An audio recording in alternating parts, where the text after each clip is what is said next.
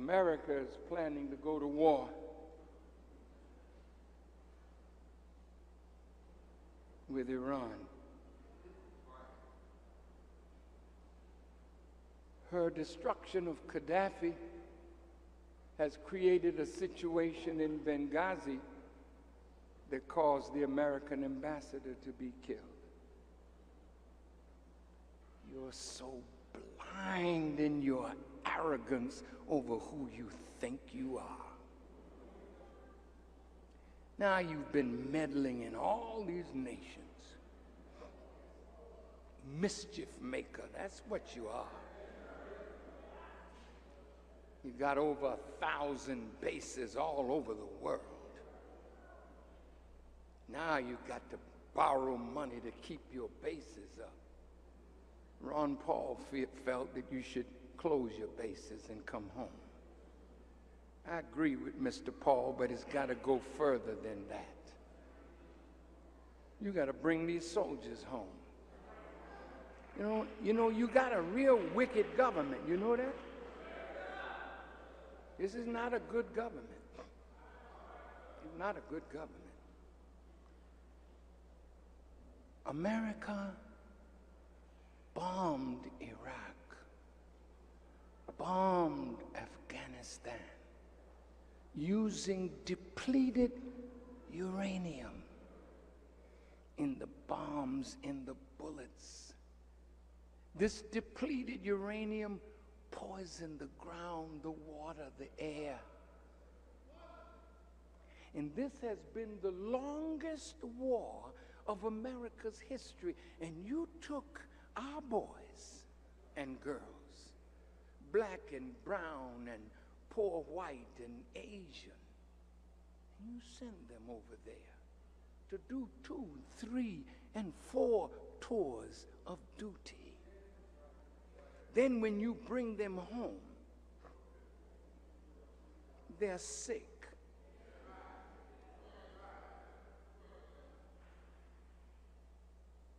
They're dying from diseases, and you claim you don't know what they're dying from. In the war in Vietnam, you use Agent Orange to defoliate the jungle. But this skin looks like the vegetation of green life with little pores in it. Go look at any leafy thing and see that you're a part of nature. And if Agent Orange can defoliate a jungle and you're breathing it, what is it doing to you?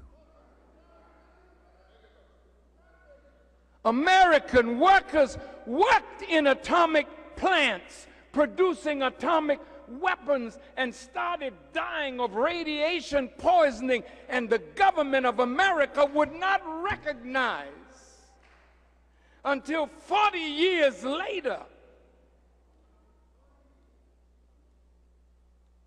that they were dying from radiation poisoning.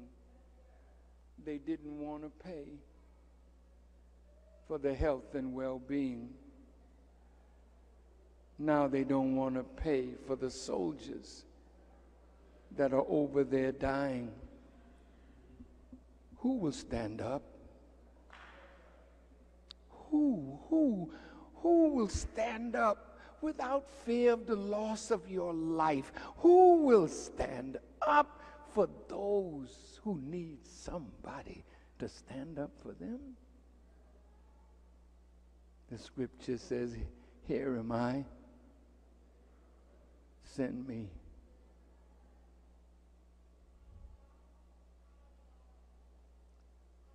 Put up on the board, brother, some of those scenes of those that are dying from poisoning in the bombs that America has sent.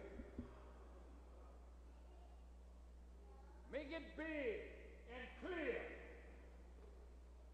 and ugly like it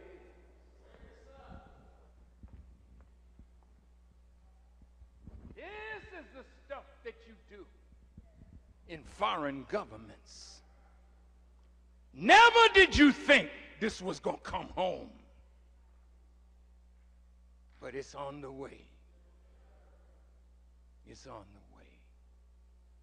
Look at this. Look at this. Look at this baby.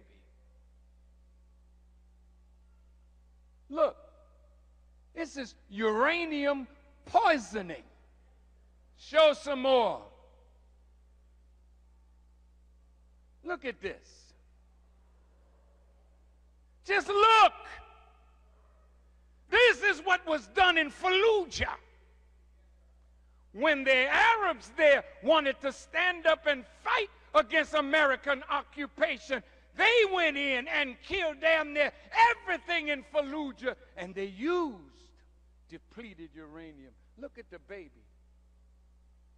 Look at their eyes bulging out of their heads. This is what America does to others. Think about it. See, American people don't know anything about their foreign policy. I know it hurts. But somebody got to say it. Another one. Look. Just look.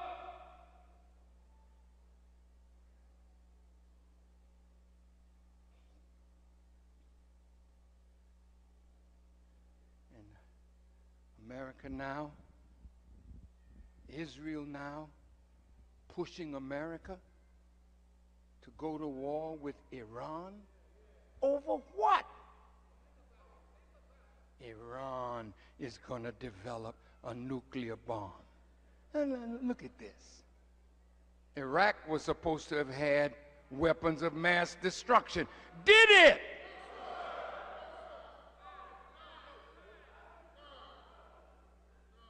Afghanistan.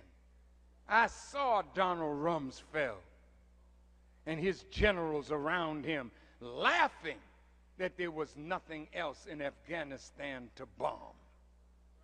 They had leveled it. This is their hatred. But let me tell you what they planned for Mecca and Medina.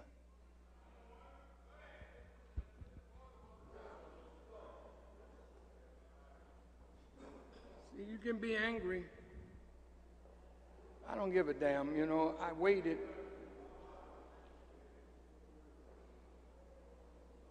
I was going to tell it all last week. I'm telling it.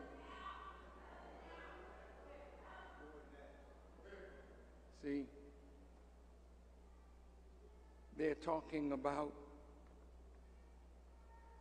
bombing Mecca and Medina. Let me quote the man. Oh, yeah. I got it here. Oh, boy. Look at this.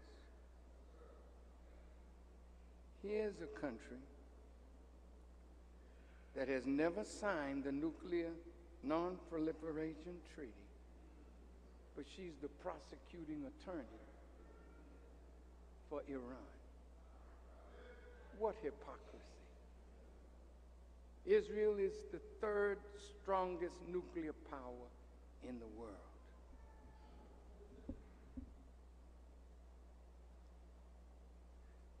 I know that this is hurtful, but if you knew what America has done to foreign nations to suck their lifeblood, their material strength, you would revolt.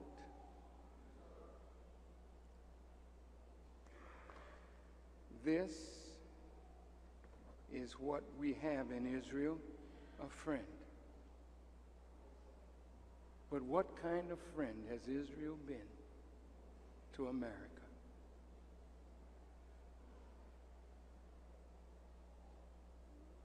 You sing in the church, what a friend we have in Jesus. Well, you know he's a friend by what he did. America says Israel is her friend in the Middle East. Well, don't you think that when your friend is out of order, you have a duty to your friend to help them get back right? Isn't that what friends are for? Are we only friends when we always agree? Aren't we friends when we disagree over principle? Do friends spy on each other? Israelis spy on America. Do friends tap each other's telephones? Do they? Mossad tapped the White House phone system. That's how they came into the knowledge of what was going on in the Oval Office that wasn't quite kosher. Do friends spy on American organizations, including the NAACP? The man that the Spingarn Medal is known for. Spingarn was a spy on black organizations for the FBI and others.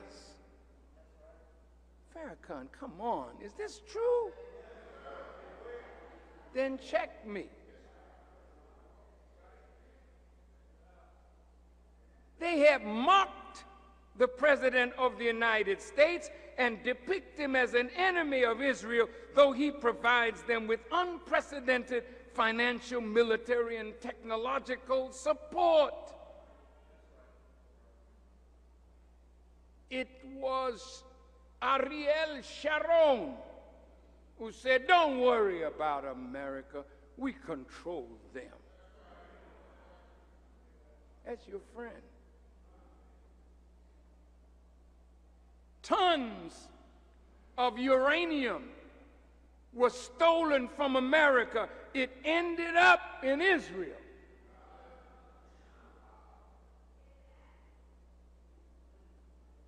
Israel destroyed an American ship, the Liberty. This is what friends do to friends. Americans lost their lives.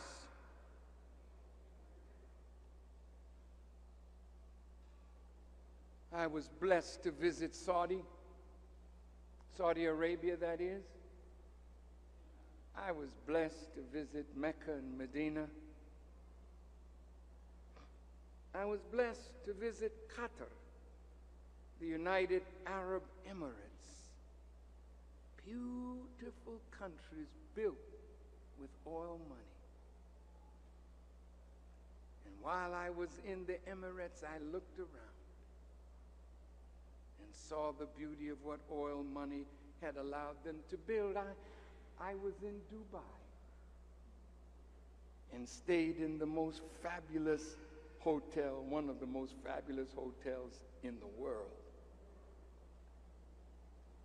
in Dubai. And as I walked around, I looked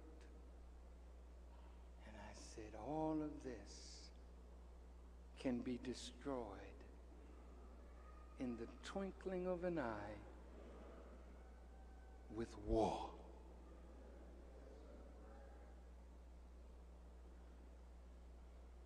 Israel,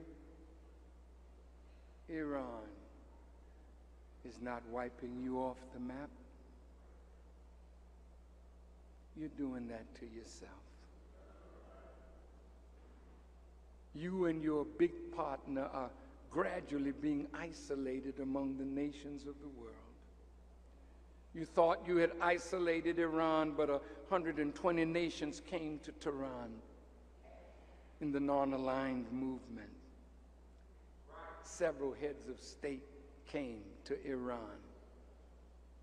You got angry because Ahmadinejad invited me to have dinner with him when he came to the United Nations. Wait. And they jumped on others. Farrakhan went and had dinner with Ahmadinejad. Well, hell, if I had dinner with you, I would be collaborating with somebody who's done more harm to Muslims. You want everybody to dislike who you dislike. When I went to the UN when Brother Gaddafi was there,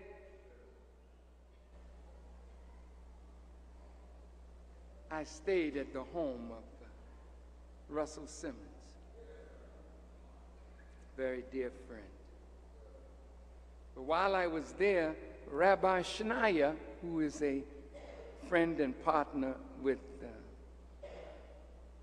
Brother Russell, came and said, Farrakhan, you have to speak out against Ahmadinejad. He denies the Holocaust. He is the embodiment of evil. That's what they said to me. And I laughed to myself. I said, wow. I went to an arranged meeting with the owner of Seagram's, Mr.